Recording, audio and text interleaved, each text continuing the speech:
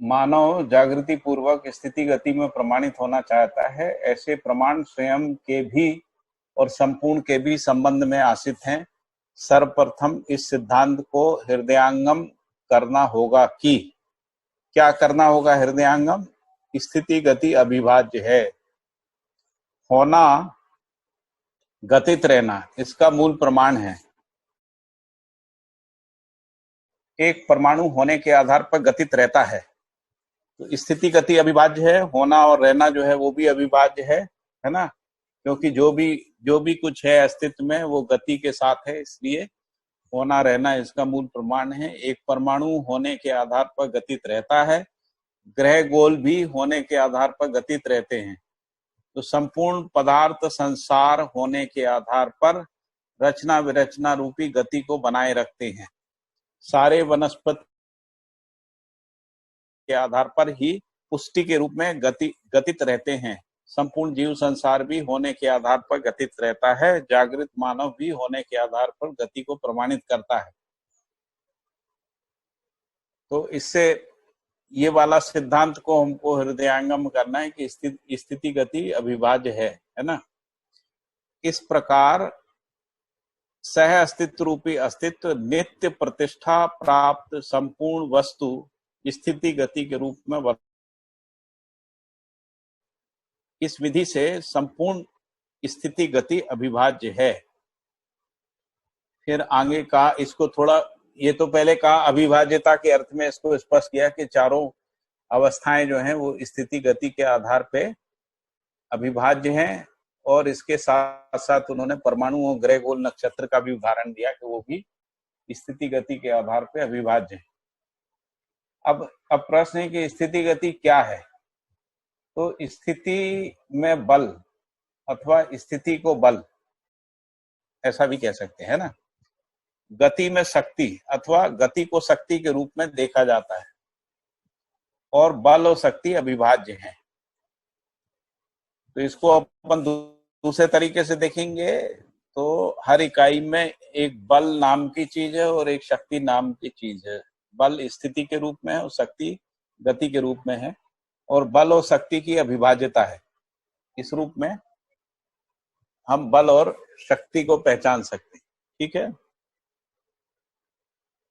इससे थोड़ा सा आगे जाते हैं। क्या है कि इस स्थिति गति की अविभाज्यता को मानव में होने क्रियाओं में भी देखा जाता है। मानव में अनुभव के रूप में स्थिति है और प्रमाण के रूप में गति दिखाई देती है। फिर आगे लिखा है यथार्थता, वास्तविकता, सत्यता का बोध रूपी बुद्धि की स्थिति और उसे प्रकाशित करने की प्रवृत्ति के रूप में संकल्प की गति, न्याय धर्म सत्य के साक्षात्कार करने के रूप में चित्त स्थिति और इसका चित्रण के रूप में चित्रित हो पाना गति, चित्त क्रिया का संपूर्ण चित्रण तुलन के रूप में अर्थात न्याय धर्म सत्य के रूप में स्पष्ट होना वृत्ति सहज स्थिति, और वृत्ति में हुए तुलन विश्लेषण विधि में विश्लेषित होना संप्रेषित होना वृत्ति सहज गति। तो अनुभव के रूप में स्थिति, प्रमाण के रूप में गति, वास्तविकता यथार्थता सत्यता का जो बोध रूपी बुद्धि की जो स्थिति, उसे प्रकाशित करने की संकल्प प्रवृत्ति के रूप में संकल्प ही गति, फिर न्याय धर्म सत्य के साक्षात्कार के रूप में चित्त स्थिति में, और इसका चित्रण के रूप में चित्रित हो पाना है ना, उसको गति कह रहे हैं। फिर कह रहे हैं चित्त क्रियाकलाप का संपूर्ण चित्रण तुलन के रूप में यानी न्याय धर्म सत्य के रूप में स्पष्ट होना वृत्ति सहज स्थिति, और वृत्ति में संपन्न हुए तुलन का विश्लेषण विधि में विश्लेषित होना व संप्रेषित होना वृत्ति सहज गति। फिर आगे मन को भी स्पष्ट किया है, विश्लेषण के अर्थ में अथवा सार रूप में मूल्य स्वीकृत होता है, इसे आस्वादन करना ही मन की स्थिति, और इसकी सार्थकता के लिए चयन को संपादित करने के रूप में गतित होना हर मानव में सर्वेक्षित है। तो ये जो स्थिति गति है इसको जीवन क्रियाओं में भी देखा जा सकता है, जिसका ऊपर स्पष्टीकरण दिया गया। ये स्पष्ट हो रहा है ना स्थिति गति जीवन में?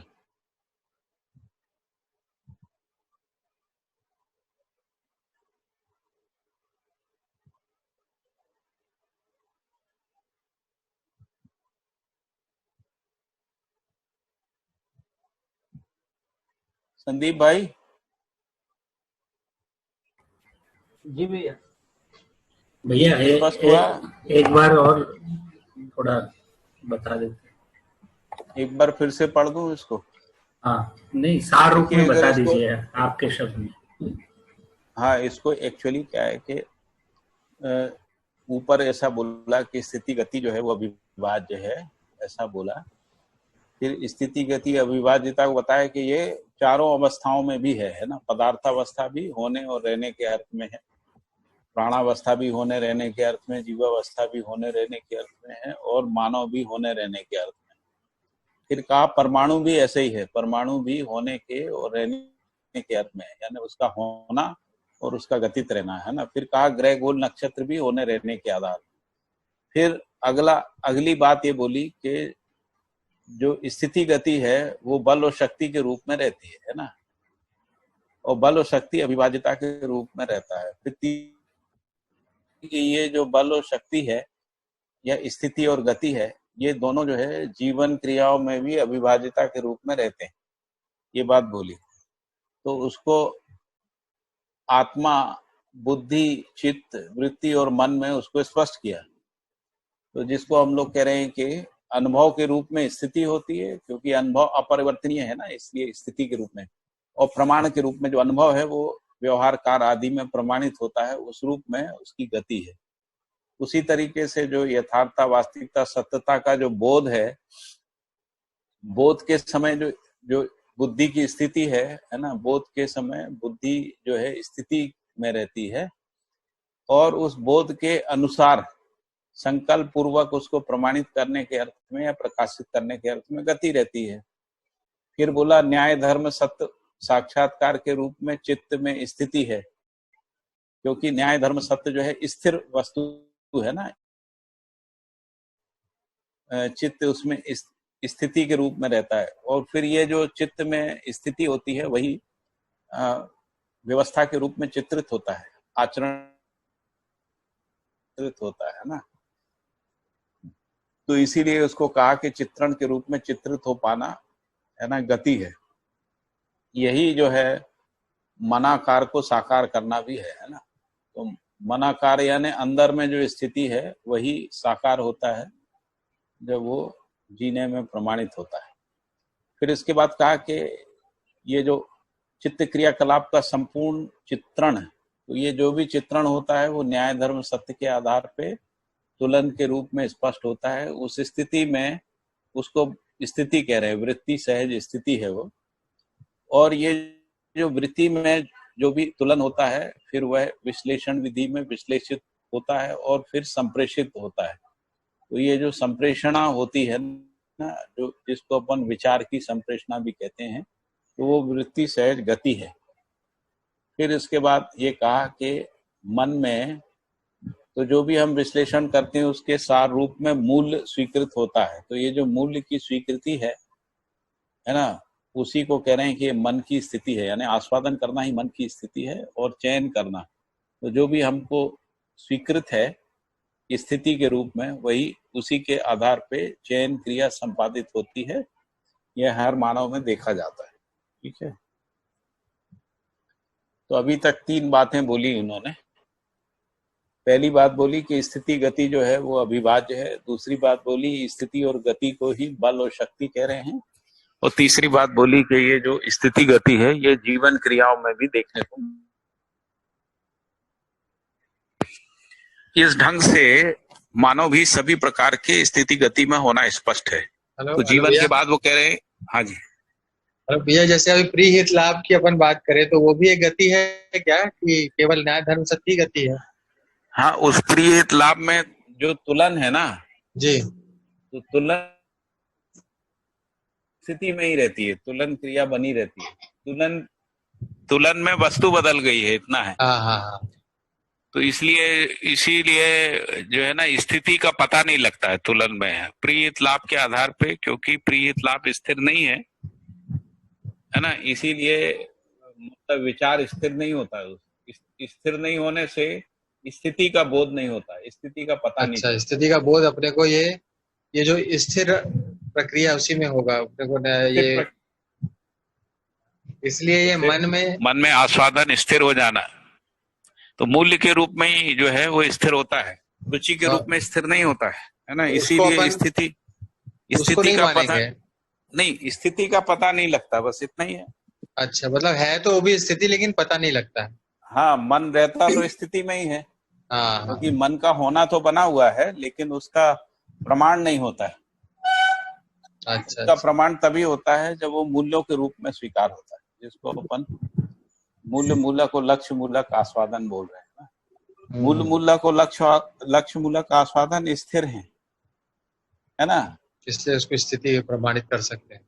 हाँ, इसीलिए उनको स्थिति के रूप में कह सकते हैं। और वही उसके आधार पे जो चयन होता है ना, मूल्य मूलक और लक्ष्य मूलक आस्वादन के आधार पे जो चयन क्रिया होती है ना जी, कि हमको संबंध भी स्थिर चाहिए, है ना, हमको मूल्य भी स्थिर चाहिए, हमको चरित्र भी स्थिर चाहिए, हमको नैतिकता भी स्थिर चाहिए, विधि भी स्थिर चाहिए, संविधान भी स्थिर चाहिए, है ना जी।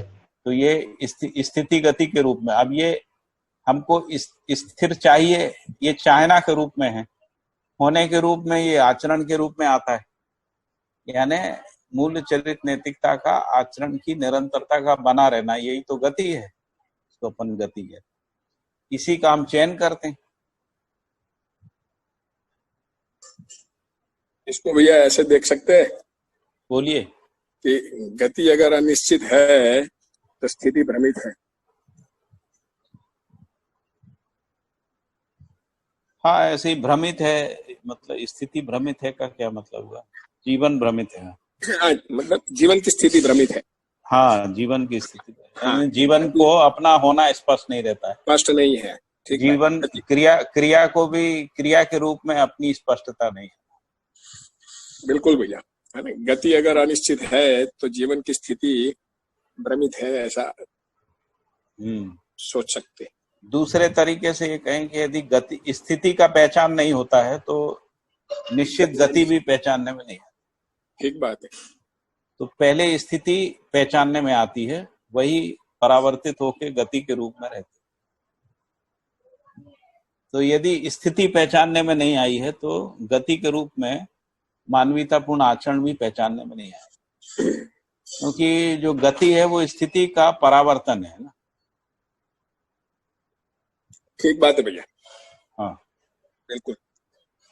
तो फिर कह रहे हैं, तो ये जो 3 स्टेप में बात हुई ना, पहले स्टेप में कहा कि स्थिति गति अविभाज्य है, दूसरे में कहा कि इसी को शक्ति और बल कह रहे हैं, बल और शक्ति कह रहे हैं, तीसरी स्थिति में कहा कि जीवन की सभी 5 क्रियाएं जो हैं उनमें स्थिति गति जो है वो निरंतरता के अर्थ में बनी रहती है, लेकिन ये जागृत जीवन में प्रमाणित होती है, जागृत जीवन में ही पहचानने में आती है ना।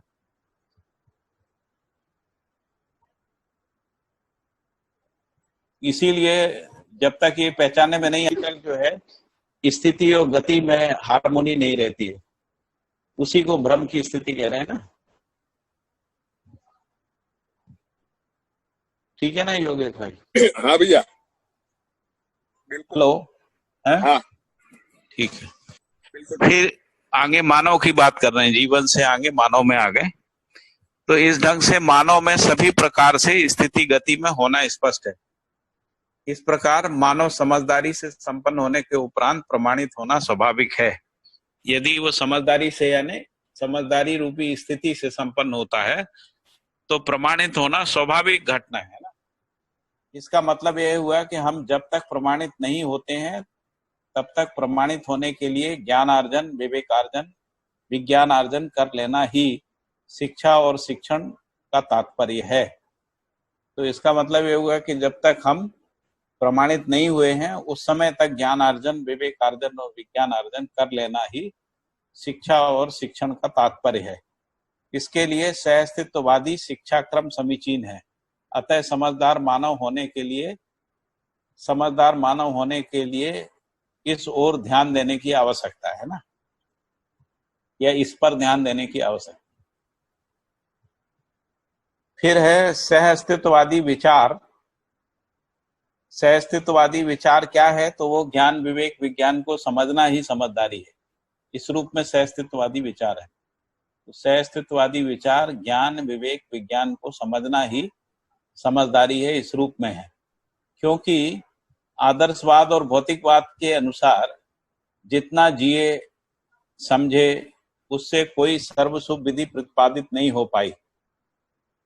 तो बाबा जी कह रहे हैं कि आदर्शवाद और भौतिकवाद के अनुसार हम लोग अभी जितना भी जिए हैं, भौतिकवाद के अनुसार 200-300 साल हो गया, उससे पहले आदर्शवाद में हजारों साल हो गया है ना, तो उसमें सर्वशुभ प्रतिपादित नहीं हो पाया। इसे स्पष्ट रूप में रेखांकित कर लेने की आवश्यकता है।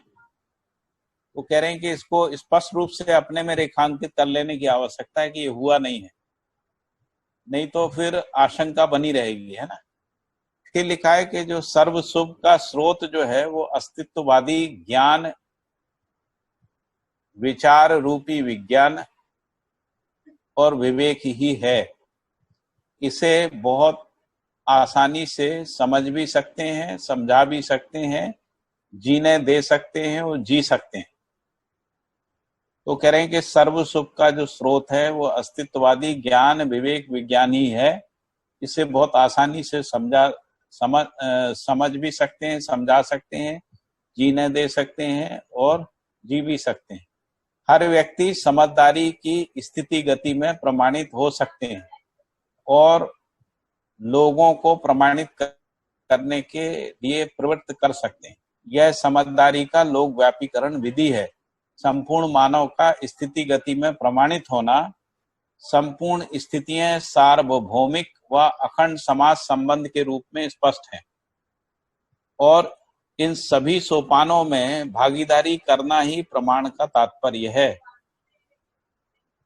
तो यदि हम संपूर्ण स्थिति को सार्वभौमिक अखंड समाज के रूप में समझेंगे तो एक संबंध से लेके विश्व संबंध तक, है ना, व्यक्ति में संबंध की स्वीकृति से लेके सार्वभौम व्यवस्था में विश्व परिवार तक संबंध की स्वीकृति के रूप में स्थिति को समझ सकते हैं ना।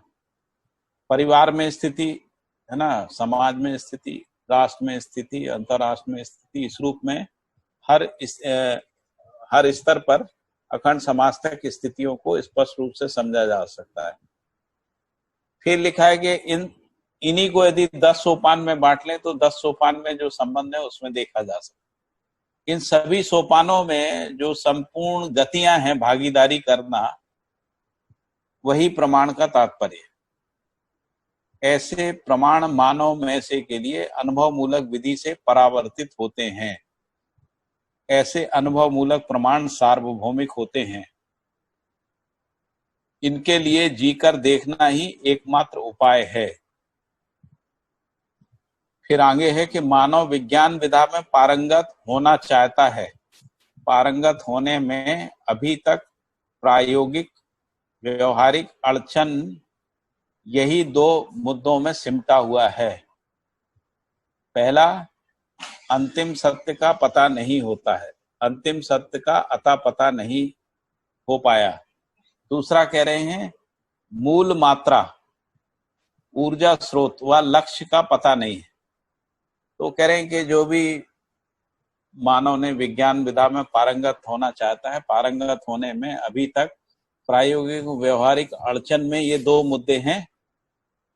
पहला मुद्दा है अंतिम सत्य का अता पता नहीं है, दूसरा मुद्दा है कि मूल मात्रा ऊर्जा स्रोत व लक्ष्य का पता नहीं चल पाया है। इस ढंग से विज्ञान में इतना लंबी चौड़ी निष्ठा से प्रयोग करने के उपरांत भी सभी स्पष्ट रूप से जीने चाहने वाले भी कुंठित हो बैठे हैं। तो ये दोनों चीजों का पता नहीं होने के कारण से विज्ञान में इतना सब रिसर्च होने के बावजूद भी, है ना, वो जीने में नहीं आ रहा है। इसीलिए उनमें फ्रस्ट्रेशन देखने को मिलता है। इस मुद्दे पे पहले यह तय हुआ कि भौतिकवादी विधि से और आदर्शवादी विधि से विज्ञान के सामने जितने भी दावे आते हैं अर्थात प्रश्न चिन्ह आते हैं, उसे आर्थिक, सामाजिक, राजनीतिक ध्रुवों के आधार पर हल करने का प्रयास किया जाता है, परंतु इस आधार पे कोई सार्थक दृष्टि के अनुसार तर्क संगत और प्रयोजन संगत कार्य व्यवहार, तर्क संगत और प्रयोजन संगत व्यवस्था परंपरा को स्थापित नहीं कर पाया है। वो कह रहे हैं कि जो भी विज्ञान ने जो कुछ भी किया उसके आधार से बहुत सारे प्रश्न खड़े होते हैं और उन सब की समीक्षा करने पे पता लगता है कि कोई भी तर्क संगत और प्रयोजन संगत कार्य व्यवहार देखने को नहीं मिला, और दूसरा प्रयोजन संगत तर्क संगत जो है व्यवस्था परंपरा को स्थापित नहीं कर पाया। इसकी अपेक्षा शुभ चाहने वाले, दूसरी भाषा में शुभ चाहने वाले नर नारियों में ऐसी चाहत पाई जा रही है। दूसरी ओर कुंठित बात भी स्पष्ट हो चुकी, कुंठित होने वालों में भी बहुत से लोग सर्व शुभ चाहते ही होंगे। तो शुभ चाहने वाली विधि से तर्क संगत करने जाते हैं तो सर्व शुभ ही ध्रुव होता है। तो बाबा जी कह रहे हैं कि कुछ लोग फ्रस्ट्रेशन में हैं, लेकिन वो फ्रस्ट्रेशन में जो लोग हैं वो लोग, उनमें भी से बहुत सारे लोग सर्व शुभ चाहते हैं, और बाकी जो जन सामान्य है वो तो चाहता ही है सर्व शुभ।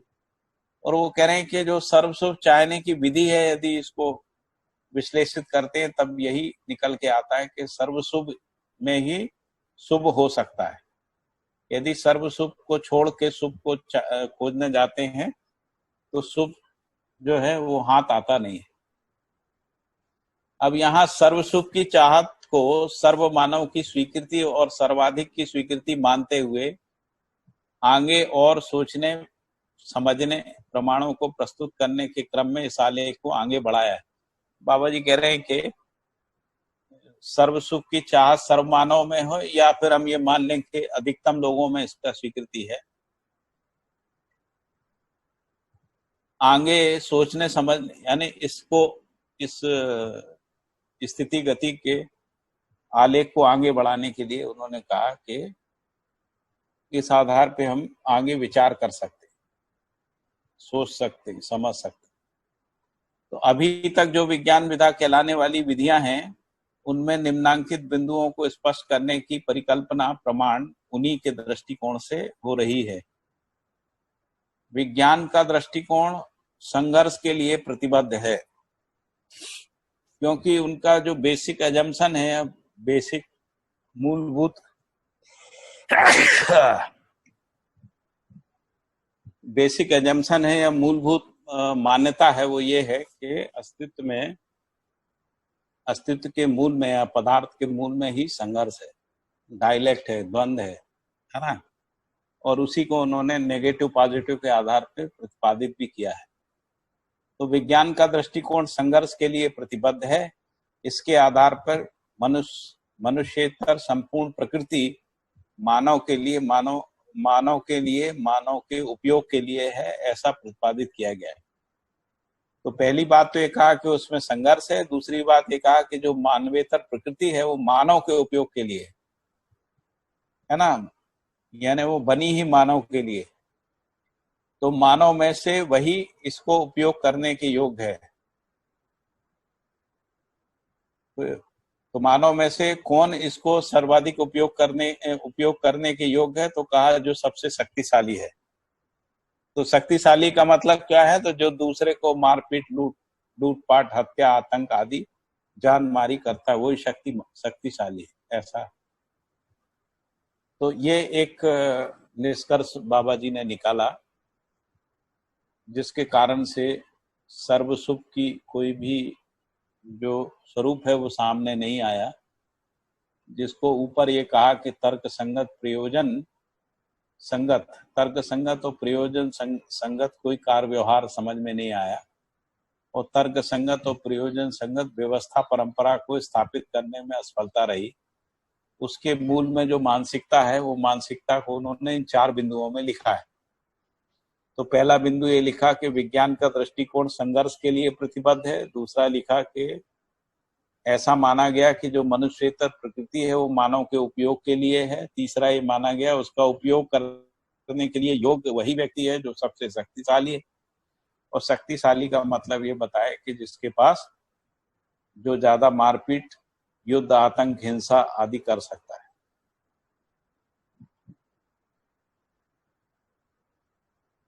इसमें आगे यह तर्क भी हो सकता है कि विज्ञान ने क्या ऐसा कहीं घोषणा किया है। तो ये जो बाबा जी ने बात की है तो लोग तर्क कर सकते हैं कि क्या कहीं साइंस में ऐसा लिखा है ना। तो विज्ञान का घोषणा एक दस्तावेज के रूप में नहीं है। तो बाबा जी कह रहे हैं कि भाई ये जो घोषणाएं हैं ये किसी एक दस्तावेज में नहीं है। विज्ञान के अर्थ में जो जो जीने गए हैं अर्थात विज्ञान को हवाला देते हुए अपने मंतव्य रूपी प्रबंधों को रचना किए हैं उनमें इस प्रकार का उल्लेख होना पाया जाता है।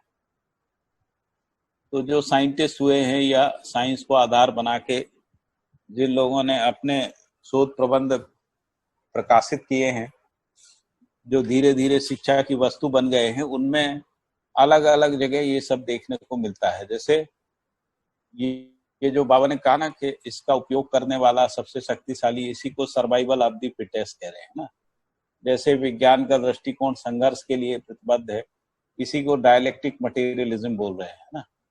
फिर ये भी है कि संपूर्ण प्रकृति मानव के लिए है।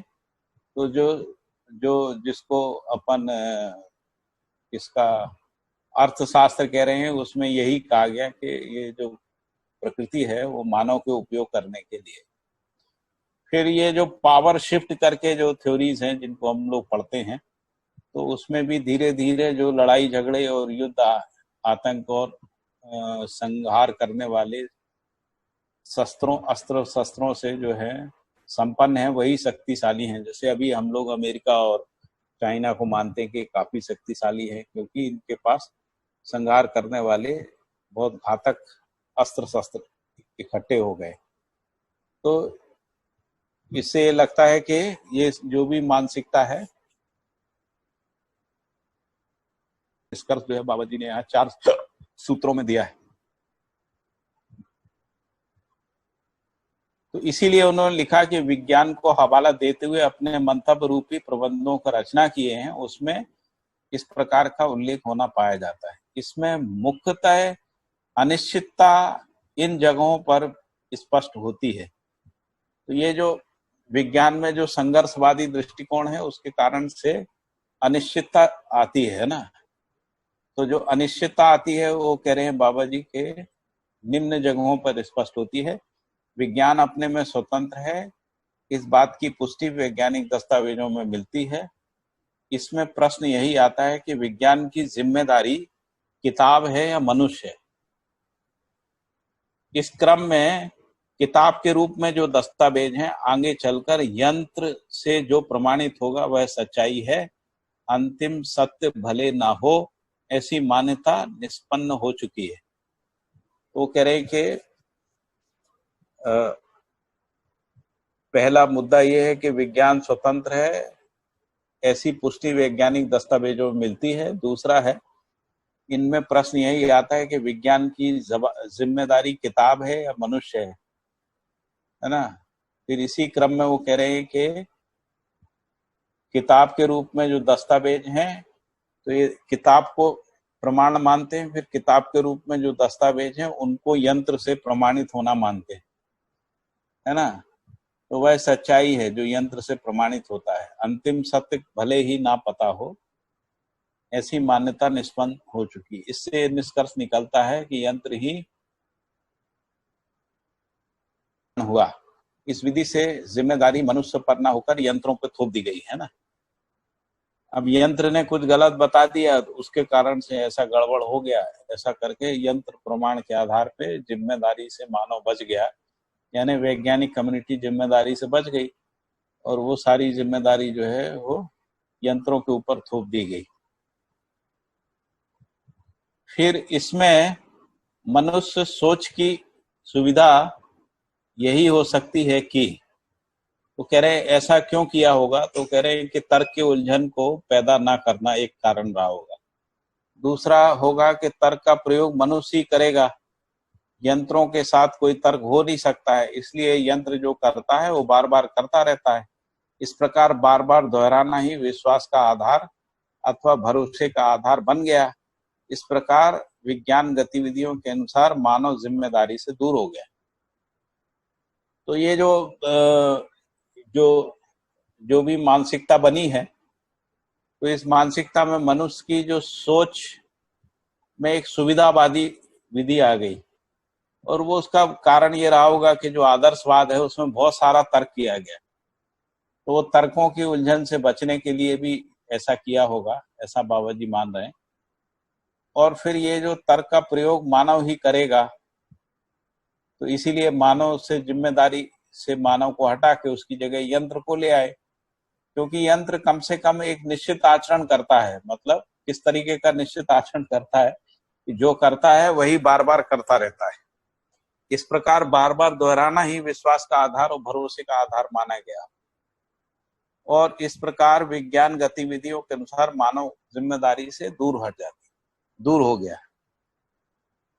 फिर कह रहे हैं कि निरीक्षण परीक्षण की स्थिति में हम पाते हैं मानव जिम्मेदार का पक्षधर है। तो यदि हम ये जो भी विगत में भौतिकवाद में हुआ, आदर्शवाद में या वैज्ञानिक परंपरा में जो कुछ भी हुआ, इसमें इसको ध्यान में रखते हुए यदि हम सर्व मानव के बीच में जाके निरीक्षण परीक्षण करते हैं, तो उस स्थिति में हम पाते हैं कि मानव जिम्मेदार का पक्षधर है, जिम्मेदारी का पक्षधर है, ऐसा करते हैं। दूसरा ये भी निष्कर्ष निकलता है हर मानव न्याय का पक्षधर है। तीसरा हर मानव व्यवस्था का पक्षधर है। इसमें कोई असहमति नहीं आती है ना। इन सबके मूल में हर मानव समझदारी के पक्ष में है। तो जिम्मेदारी, न्याय और व्यवस्था, इन तीनों को मिला के कहें तो हर मानव समझदारी के पक्ष में। तो इस बात का उल्लेख आवश्यक है कि हर मानव परिभाषा के रूप में मनाकार को साकार करने वाले और मन स्वस्थता को प्रमाणित करने वाले हैं। तो कह रहे हैं कि भले विज्ञान में ऐसा हुआ, तर्क से बचने के लिए किया और यंत्रों को प्रमाण बना लिया, और जो भी मानसिकता रही, लेकिन इस सब की मानसिकता के बावजूद भी है ना, वो स्वीकृत नहीं हुआ। अभी भी निरीक्षण परीक्षण पूर्वक ऐसा समझ में आता है कि हर मानव जिम्मेदार होना चाहता है, इसका पक्षधर है। हर मानव न्याय का पक्षधर है, न्याय के साथ जीना चाहता है। हर मानव व्यवस्था का पक्षधर है, व्यवस्था में जीना चाहता है। इस रूप में हर मानव समझदारी पूर्वक जीना चाहता है, इसके पक्ष। इस बात का उल्लेख आवश्यक है कि हर मानव परिभाषा के रूप में मनाकार को साकार करने वाले और मन स्वस्थता को प्रमाणित करने वाले हैं। तो ये जो ऊपर जो बात हुई वो मनाकार को साकार करने का प्रयास है, लेकिन मन स्वस्थता को प्रमाणित करने का भी हुआ है। किस रूप में पड़ा है? तो मानव जिम्मेदारी का पक्षधर है, न्याय का पक्षधर है, व्यवस्था का पक्षधर है, समझदारी का पक्षधर। इस रूप में मन स्वस्थता को प्रमाणित करने का बीज है। इसी को आगे फिर समझा रहे हैं। यही मानव की मौलिकता है। इस मौलिकता को प्रमाणित करने के क्रम में ही मानव सुखी होने के तथ्य को हम अपने में जांच कर प्रमाणित कर चुके हैं। तो बाबा जी कह रहे हैं कि यही मानव की मौलिकता है, और इस मौलिकता को प्रमाणित करने के क्रम में मानव सुखी होने के तथ्य को उन्होंने अपने में जांच कर इसको प्रमाणित कर लिया है। फिर आगे लिखा है कि हर विधा में हम समाधान पूर्वक जीकर ही सुखी होते हैं। समाधान पूर्वक जीने का सूत्र समझदारी पूर्वक ही सार्थक होना पाया जाता है। समझदारी सहअस्तित्वपूर्ण दृष्टिकोण से ही संपन्न होता है। तो कह रहे कि मानव समाधान पूर्वक जीकर ही सुखी होते हैं, ऐसा भी उन्होंने पहचान लिया। फिर इसके बाद ये कहा कि समाधान पूर्वक ही जीने का सूत्र समझदारी पूर्वक ही सार्थक होना पाया जाता है, और जो समझदारी है वो सहअस्तित्वपूर्ण दृष्टिकोण से संपन्न होता है। यदि सहअस्तित्व पूर्ण दृष्टिकोण से चीजों को नहीं देखा जाता है, उस स्थिति में जिसको हम सर्व सुख कह रहे हैं, असुख कह रहे हैं, वो हमको स्पष्ट नहीं होता है। तो सर्व सुख के अर्थ में जिसको हम व्यवस्था कह रहे हैं, सर्व सुख के अर्थ में जो न्याय कह रहे हैं, सर्व सुख के अर्थ में जो जिम्मेदारी का भाव है, सर्व सुख की जो मानसिकता है, वो सब स्पष्ट नहीं होती यदि हम सहअस्तित्ववादी दृष्टिकोण से चीजों को नहीं देखते। फिर वो कह रहे हैं कि इसी क्रम में समझदारी का नित्य स्रोत 3 विधा में होना पहले से हम समझ चुके हैं। यह तो पहले से अभी तक प्रस्तुत किया गया है, अध्ययन से विदित होता है, आदर्शवादी विधि, भौतिकवादी विधि, और तीसरा है जो बाबा जी ने प्रस्तावित की सहअस्तित्ववादी विधि। ये 3 विधाएं हैं। आदर्शवादी विधि और भौतिकवादी विधि से तार्किक विधियों से समझदारी प्रमाणित नहीं हुई, क्योंकि उसमें कोई तर्क सम्मत, प्रयोजन सम्मत जो है ना जीने का कार्यक्रम नहीं निकला है ना, और तर्क सम्मत, प्रयोजन सम्मत व्यवस्था नहीं निकली, व्यवस्था परंपरा नहीं बनी। तो तर्क सम्मत और प्रयोजन सम्मत कार्य व्यवहार जो है वो स्पष्ट नहीं हुआ, और तर्क सम्मत, प्रयोजन सम्मत संगत जो है व्यवस्था परंपरा को स्थापित नहीं कर पाए हैं। इस आधार पे यहाँ पर इस निष्कर्ष पे पहुंचे हैं कि आदर्शवादी विधि और भौतिकवादी विधि से तार्किक विधियों से समझदारी प्रमाणित नहीं हो पाई। फिर प्रस्तावित जो सहअस्तित्ववादी विधि से ही, तो कह रहे हैं कि जो प्रस्तावित सहअस्तित्ववादी विधि है, इस विधि से ही अस्तित्व मूलक विधि से हर नर नारी समझदारी, ईमानदारी, जिम्मेदारी, भागीदारी के रूप में मानवीयतापूर्ण पूर्वक मानवीय आचरण पूर्वक सर्वतोमुखी समाधान को प्रमाणित कर सकते हैं। तो पहली बात उन्होंने ये लिखी कि इस विधि से ही समझदारी, ईमानदारी, जिम्मेदारी, भागीदारी के रूप में मानवीयतापूर्ण आचरण पूर्वक सर्वतोमुखी समाधान को प्रमाणित कर सकते हैं। दूसरी बात कह रहे हैं स्वयं में सदा सदा सुख का अनुभव कर सकते हैं, क्योंकि सार्वभौम समाधान संपन्न होना ही समझदारी की प्रथम सीढ़ी है।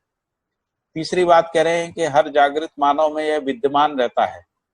इसके बाद चौथी बात कह रहे हैं इसी कारणवश सदा सदा सुखी होने की संभावना समाई रहती है। इसी आधार पर प्रमाणित होने की आवश्यकता बनी रहती है, और इस प्रकार हर समझदार मानव परंपरा में से के लिए जिम्मेदार होना, उपकारी होना संभावित हो गया है। इस प्रकार हर समझदार मानव परंपरा में से के लिए जिम्मेदार होना, उपकारी होना संभावित हो गया। फिर वो उपकार को यहाँ उन्होंने समझाया है। उपकार का अर्थ है या तात्पर्य है समझा हुआ को समझाना, किए हुए को कराना और सीखे हुए को सिखाना। यह सब समाधानकारी होना फलतः उपकार सार्थक होता है।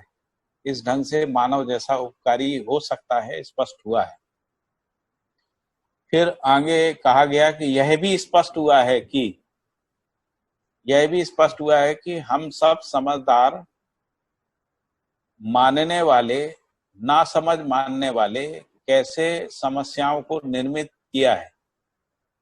तो बाबा जी कह रहे हैं कि हम लोगों को ये भी स्पष्ट हो गया है कि जो लोग अपने को समझदार मानते हैं या जो नहीं भी समझदार मानते हैं, ना समझ मानते हैं, उन सब ने कैसी कैसी समस्याओं को जो है वो पैदा कर दिया है, निर्मित कर दिया है। इसी के साथ यह भी स्पष्ट हो गया है कि विज्ञान संसार मानसिकता प्रबोधन कार्यों में जिम्मेदारी से बहुत दूर पहुंचने के क्रम में है। तो साथ में ये भी स्पष्ट हो गया है कि विज्ञान संसार से जो भी संसार में परिवर्तन आया है, तो उससे जो भी प्रबोधन हुआ है, जो भी मानसिकताओं का प्रबोधन कार्य हुआ है, उसमें जिम्मेदारी लेने वाली जगह पे कहीं कोई पहुंचा नहीं। यंत्र के समान मानव को पहचानने की कोशिश की है, इसमें सर्वथा फेल हुआ है। और आदमी को भी उन्होंने मशीन या यंत्र के तरह से ही समझने का प्रयास किया, और इसमें वो सर्वथा असफल हुआ है। सहअस्तित्ववादी विधि से स्पष्ट ना हो पाने वाली कोई वस्तु ही नहीं है। सहअस्तित्ववादी विधि से स्पष्ट ना हो पाने वाली कोई वस्तु नहीं है, ऐसा कह रहे हैं। दूसरी बात कह रहे हैं कि संपूर्ण वस्तुओं को जो समझने योग्य है, समझता है, समझा गया भी है। तो जो मानव है संपूर्ण वस्तुओं को समझने के योग्य है, उसको समझता भी है और समझा गया भी है। फिर लिखा है कि समझते हुए को समझाना एक स्वयं स्फूर्त क्रिया है। फिर आगे है, इस प्रकार व्यक्त और अव्यक्त का आधार स्पष्ट हो गया। मानव चाहता हुआ को प्रमाणित कर पाया, समझा पाया, यही व्यक्त होने का तात्पर्य है। फिर आगे कहा गया कि इस प्रकार व्यक्त और अव्यक्त का आधार स्पष्ट हो गया और मानव चाहा हुआ को प्रमाणित कर पाया, समझा पाया, यही व्यक्त होने का तात्पर्य है। इसी के साथ जीना भी होता है। जो हम समझा मानते रहे हैं वह समझा नहीं पाए आदर्शवाद में, यही अव्यक्त कहा गया। तो आदर्शवाद में क्या हुआ है, भौतिकवाद में भी कई जगह ऐसा है कि जो हम समझा हुआ मानते हैं, हम मानते हैं कि ये हमारा समझा हुआ है, उसको हम समझा नहीं पा रहे हैं और इसीलिए फिर ये हमने कह दिया कि ये सब अव्यक्त है। अस्तित्व, सह अस्तित्व रूपी अस्तित्व नित्य वर्तमान और व्यक्त है, इसमें कुछ भी अव्यक्त नहीं है। तो बाबा जी कह रहे हैं कि सह अस्तित्व रूपी जो अस्तित्व है वो नित्य वर्तमान है, इसमें कुछ भी अव्यक्त नहीं है।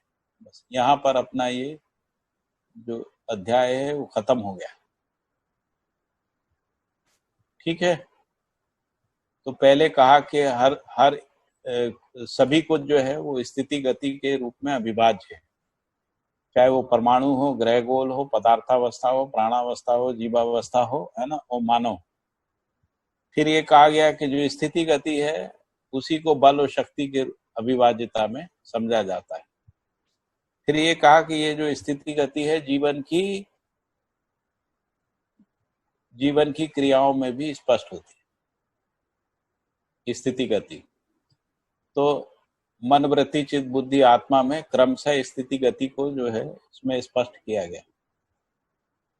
फिर इसके बाद ये कहा कि मानव में भी स्थिति गति को पहचाना जा सकता है और जब तक स्थिति गति नहीं है तब तक जो है स्थिति गति को प्रमाणित नहीं कर पा रहे हैं, तब तक ज्ञान अर्जन, विवेक अर्जन, विज्ञान अर्जन कर लेना ही शिक्षा और शिक्षण का तात्पर्य है। फिर इसके बाद ये कहा कि जो सर्वशुभ है वो आदर्शवाद भौतिकवाद से पहचानने में नहीं आया। और इसके बाद ये कहा गया कि संपूर्ण जो स्थितियां हैं वो उसमें जितने भी संबंध हैं, परिवार से लेकर विश्व परिवार तक जो भी संबंध है वो सब स्थितियों के रूप में है। और इन सभी सोपानों में यानी परिवार समूह, सभा, ग्राम समूह, है ना, क्षेत्र, मंडल और ऐसे करके विश्व परिवार तक, है ना, हर सोपान में जो आचरण है और भागीदारी है ना, आचरण भागीदारी के अर्थ में ही होता है। तो इस रूप में गति है, इस रूप में संपूर्ण गतियां हैं। फिर इसके बाद ये कहा गया कि जो विज्ञान में जो भौतिकवाद फेल हुआ उसका मूल कारण यही रहा, या आदर्शवाद भौतिकवाद दोनों फेल हुए, उसका मूल कारण है कि अंतिम सत्य का अता पता नहीं हो पाया। दूसरा कारण ये रहा कि मूल मात्रा स्पष्ट नहीं हुई, ऊर्जा का स्रोत स्पष्ट नहीं हुआ और लक्ष्य का पता नहीं चला। ये मूल जो कारण रहा। फिर इसके बाद उन्होंने विज्ञान के ऊपर प्रश्न खड़े किए और ये कहा कि विज्ञान विधा से या आदर्शवाद भौतिकवाद दोनों विधाओं से तर्क संगत, प्रयोजन संगत कार्य व्यवहार जो है वो स्पष्ट नहीं हुआ और तर्क संगत और प्रयोजन संगत व्यवस्था परंपरा को स्थापित नहीं कर पाए। फिर ये कहा कि ये असफलताओं के बीच में भी जो है ना शुभ चाहने वाले लोग रहते ही हैं। तो उन्होंने कहा कि वैज्ञानिक लोगों में भी कुछ लोग जो हैं शुभ चाहते ही हैं, फ्रस्ट्रेट होने के बावजूद भी, है ना, शुभ चाहते हैं। तो और फिर उन्होंने कहा कि जो शुभ है वो सर्वशुभ में ही स्पष्ट होता है। तो सर्वशुभ ना हो और शुभ हो जाए ऐसा घटना नहीं होगा, है ना। फिर आगे इसी अध्याय में एक कहा गया कि जो विज्ञान का जो दृष्टिकोण है वो इन चार बातों में निष्कर्षित होता है। पहला ये कि संघर्ष के लिए प्रतिबद्ध है, दूसरा ये कहा गया कि शेष प्रकृति जो है वो मानव के उपयोग के लिए है, फिर ये कहा गया कि उपयोग वही मानव कर सकता है जो सबसे शक्तिशाली है, फिर शक्तिशाली को ऐसा डिफाइन किया कि जो ज्यादा मारपीट, लूटपाट, हत्या, युद्ध, आतंक आदि कर सकता है ना, वो शक्तिशाली है। फिर ये देखने को मिला कि भाई ये ऐसा क्यों हो गया, तो उन्होंने कहा कि विज्ञान ने जो है पहले दस्तावेजों को और दस्तावेजों को यंत्र के प्रमाण के आधार पे, है ना, इसको मान लिया, इसके आधार पे जो है यहाँ पहुंचे। फिर यंत्र को प्रमाण क्यों स्वीकार कर लिया होगा, तो उन्होंने कहा शायद इस कारण से, जो बाबा जी ने लिखा है कि तर्क के उलझनों को पैदा नहीं करना है ना, यंत्र जो है तर्क की उलझन को पैदा नहीं करता है और तर्क का प्रयोग मनुष्य ही करता है ना। फिर ये भी समझ में आया कि यंत्रों के साथ कोई तर्क हो नहीं सकता है, क्योंकि यंत्र जो है जो भी काम को करता है उसको रिपीट करता रहता है, इसी के आधार पे यंत्र पे भरोसा बनता है। फिर इस प्रकार विज्ञान गतिविधि के अनुसार मानव जिम्मेदारी से दूर हो गया है ना, और सारी जिम्मेदारी जो है वो यंत्रों के ऊपर डाल दी गई। फिर इसके बाद वो कह रहे हैं कि निरीक्षण परीक्षण से पता लगता है कि हर मानव जिम्मेदारी का पक्षधर है, न्याय का पक्षधर है, व्यवस्था का पक्षधर है, और इस सब के मूल में वो समझदारी का पक्षधर है ना। फिर और आगे जाने पे उन्होंने कहा कि यही मानव की मौलिकता है। हाँ जी, हेलो। फिर ये कहा कि यही मानव की मौलिकता है, मौलिकता को प्रमाणित करने के अर्थ में ही मानव सुखी होने के तत्व को अपने में जांच कर प्रमाणित कर चुके हैं। फिर कहा समाधान पूर्वक ही सुखी होते हैं, समाधान पूर्वक जीने का जो सूत्र है वो समझदारी पूर्वक ही सार्थक होता है, और समझदारी सहअस्तित्ववादी दृष्टिकोण से संपन्न होता है।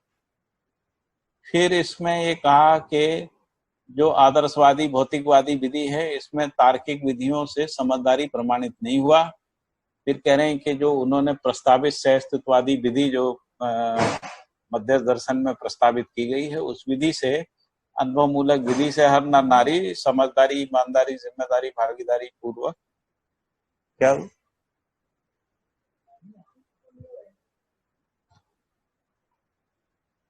जिम्मेदारी भागीदारी के रूप में मानवीय आचरण पूर्वक शर्तोमुखी समाधान को प्रमाणित कर सकते हैं, स्वयं में सदा सदा सुख का अनुभव कर सकते हैं। सार्वभौम समाधान संपन्न होना ही समझदारी का प्रथम सीढ़ी है। इस हर जागृत मानव में यह विद्यमान है, इसी कारण सदा सदा सुखी होने की संभावना समाई रहती है, इसी के आधार पर प्रमाणित होने की आवश्यकता बनी रहती है। इस प्रकार हर समझदार मानव परंपरा में से के लिए जिम्मेदार होना, उपकारी होना संभावित है।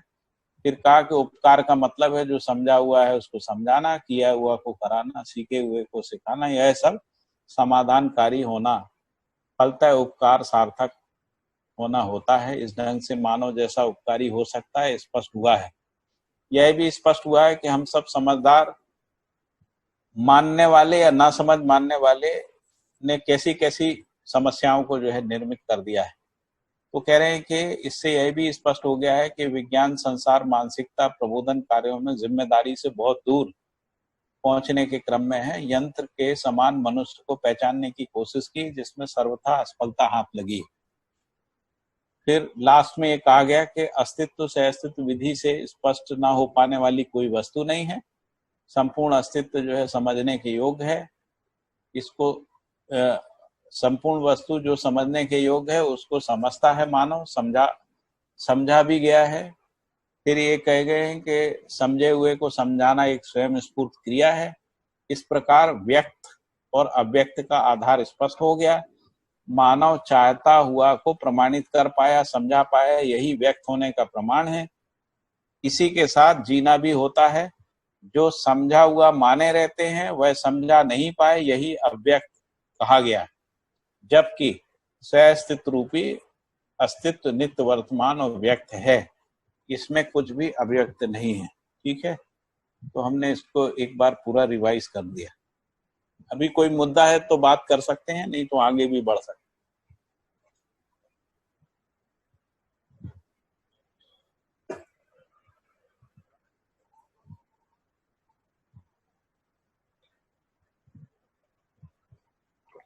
बहुत ही आपने अच्छा रिवीजन रखा भैया, जी जी, पूरे चैप्टर का बहुत ही सुंदर, एक क्रम में पूरा बांध दिया। जी जी, आगे बढ़ा जाए। जी मेरे ख्याल से तो बाकी सबकी सहमति ले लीजिए, सर्वानुमति के अनुसार चला जाए। योगेश भाई आगे बढ़े, क्या करें? आगे बढ़े, क्योंकि आपने ये पूछने के बाद 2 मिनट आपने वेट भी किया, लेकिन मुझे लगता है कि किसी को कोई प्रश्न लगता नहीं है, वरना होता है ना। मीनू भाई आगे बढ़ा जाए। हाँ भैया, बढ़िया है, आगे आगे बढ़िया बढ़िया, आगे चलिए, बहुत अच्छा रहा, बहुत बढ़िया रहा, चलिए बहुत बढ़िया भैया। तो ऊपर के अध्याय में ये भी कहा गया, एक जगह कहीं पर आया है कि जो मात्रा है वो स्पष्ट नहीं हो पाई है, मूल मात्रा। अगला जो अध्याय है वो मात्रा पर ही है।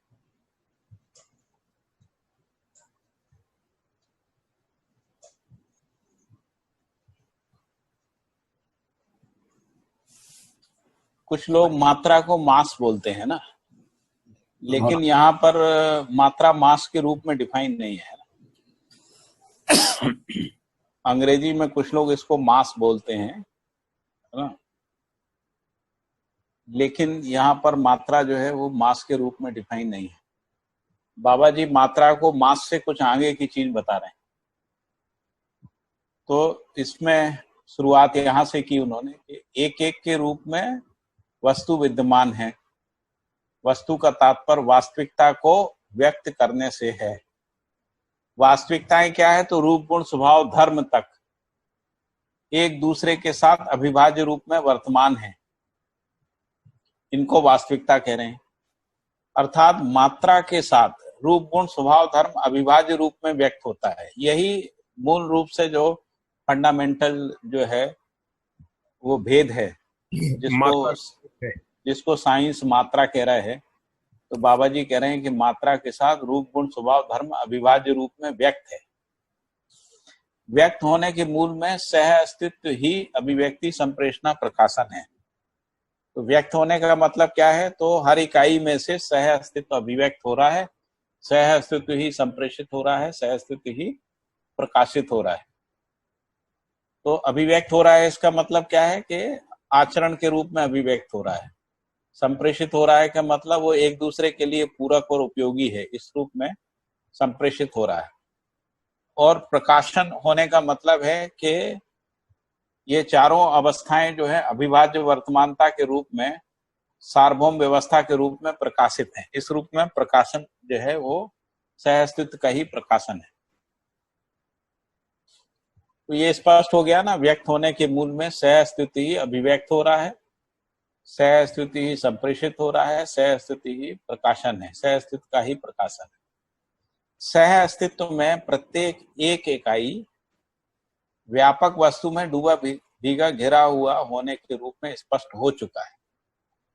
फिर आगे है कि व्यापक वस्तु संपूर्ण एक एक में पारगामी पारदर्शी होना भी स्पष्ट हो चुका है। व्यापक वस्तु जो है हर एक एक में पारगामी है और परस्परता में पारदर्शी है, ये भी स्पष्ट हो चुका है। ये सब हम लोग अध्ययन कर चुके हैं।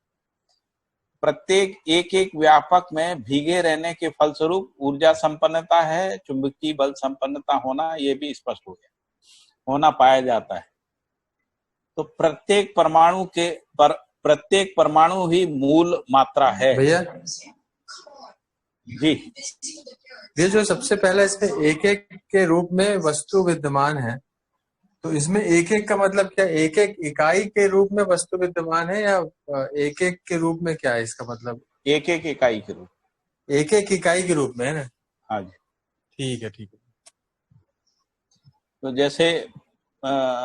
जैसे जितने भी ग्रह गोल नक्षत्र हैं वो सब एक एक के रूप में ही है, एक एक के रूप में। जैसे हर परमाणु एक एक के रूप में है, अणु एक एक के रूप में, पेड़ पौधे जीव जंतु एक एक के रूप में, मानव भी एक एक के रूप में है, इस तरह। ठीक है।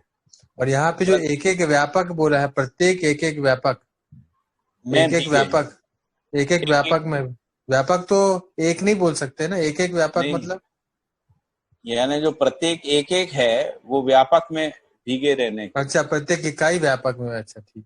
तो सभी इकाइयां व्यापक में डूबी भीगी है ना, जैसे पूरी आकाश गंगाएं जो हैं वो व्यापक में है।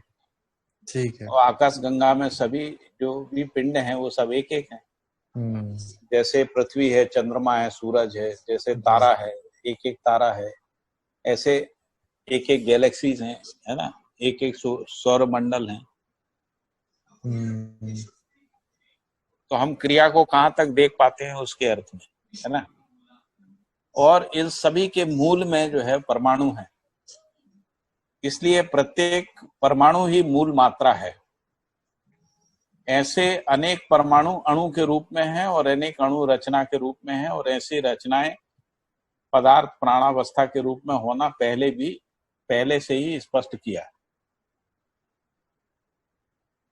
फिर आगे जाके कहा कि मूल मात्रा परमाणु होना इसलिए स्पष्ट हुआ है कि, तो मूल मात्रा परमाणु होना इसलिए स्पष्ट हुआ है कि इकाइयां जो परिभाषित होती हैं वह स्वयं में व्यवस्था हो और समग्र व्यवस्था में भागीदारी करती हो। इस अर्थ में इकाई परिभाषित होती, मतलब स्वयं में केवल व्यवस्था है, इस अर्थ में परिभाषित नहीं होती इकाई। तो इकाइयां जो परिभाषित होती हैं स्वयं में व्यवस्था है और समग्र व्यवस्था में भागीदारी, इसके अर्थ में इकाइयां परिभाषित होती। इकाई व्यवस्था में ना हो ऐसी इकाइयों में भी व्यवस्था में भागीदारी की प्रवृत्ति होना पाया जाता है। वो कह रहे हैं कि ऐसी भी इकाइयां हैं जो स्वयं व्यवस्था में नहीं होती हैं, लेकिन उनमें भी भागीदारी की प्रवृत्ति पाई जाती है। जैसे परमाणु अंश और भ्रमित मानव, तो इसके दो उदाहरण दिए हैं कि परमाणु अंश जो है वो स्वयं में व्यवस्था नहीं है लेकिन उसमें भागीदारी की प्रवृत्ति है। उसी तरीके से भ्रमित मानव जो है वो स्वयं में व्यवस्था में नहीं है लेकिन उसमें भागीदारी की प्रवृत्ति रहती है। फिर तीसरा बिंदु है इसमें कि परमाणु अंश स्वयं में व्यवस्था को प्रमाणित नहीं कर पाता है, अर्थात निश्चित आवश्यकता को व्यक्त नहीं कर पाता है। इसलिए हर परमाणु अंश परमाणु में भागीदारी करने, फलतः व्यवस्था को प्रमाणित करने के अर्थ में प्रवर्तनशील है। वो कह रहे हैं कि वो प्रमाणित नहीं कर पाता है इसलिए उसमें निश्चित आवश्यकता व्यक्त नहीं होती है। फिर ये भी कह रहे हैं कि परमाणु में भागीदारी करने, फलतः व्यवस्था में प्रमाणित होने के अर्थ में प्रवर्तनशील है, यानी प्रवृत्ति तो उसमें रहती है व्यवस्था में भागीदारी करने की, और जैसे ही वो भागीदारी करने लगता है तो व्यवस्था को प्रमाणित करने के अर्थ में प्रवर्तनशील हो जाता है, यानी उस व्यवस्था का एक अंगभूत हो जाता है। इसका प्रमाण यह है कि हर परमाणु अंश किसी न किसी परमाणु में समा जाता है, अथवा एक से अधिक परमाणु अंश एक दूसरे को पहचानते हुए परमाणु के रूप में कार्यरत हो जाते हैं। यानी एक के साथ मिलके एक छोटा परमाणु बना सकता है, कई अंशों के साथ मिलके भी परमाणु के रूप में किसी गठन को कर सकते हैं। फलतः निश्चित आचरण ही व्यवस्था के रूप में ख्यात होता है। तो जैसे ही ये व्यवस्था में आते हैं, यानी जब ये गठन को बना लेते हैं, तभी उनमें निश्चित आचरण जिसको कह रहे हैं वो ख्यात होता है या प्रकाशित होता है। इससे पता लगता है कि परमाणु अंश एक दूसरे को पहचानते हैं और निर्वाह करते हैं। तो व्यवस्था का मतलब क्या हुआ कि परमाणु अंश एक दूसरे को पहचानते हैं और निर्वाह करते हैं। तो जो मध्यांश में है, जो परिवेश में अंश है, उनके बीच में ये पहचानना, निर्वाह करना स्पष्ट होता है। परस्परता में भी रहता है, जैसे परिवेश में और भी परमाणु अंश रहते हैं, उनमें एक निश्चित अच्छी दूरी का बना रहना जो है ये भी पहचानने, निर्वाह करने के आधार पर ही होता है। फिर जैसा परमाणु अंश एक दूसरे को पहचाने बिना व्यवस्था में नहीं होता है, वैसे ही मानव को पहचाने बिना व्यवस्था में जीना होता नहीं है। तो यदि कोई एक मानव है, यदि वो दूसरे के साथ संबंध को पहचानता नहीं है तो व्यवस्था में जीना होता नहीं। मानव को पहचानने का एक ही सूत्र है, मानवत्व। तो मानव का जो परस्पर पहचान है वो मानवत्व के आधार पर ही होता है। तो कह रहे हैं कि मानवत्व ही आधार है। किस बात का आधार है? पहचानने का। जो सर्व मानव को मानव के रूप में पहचाना जा सकता।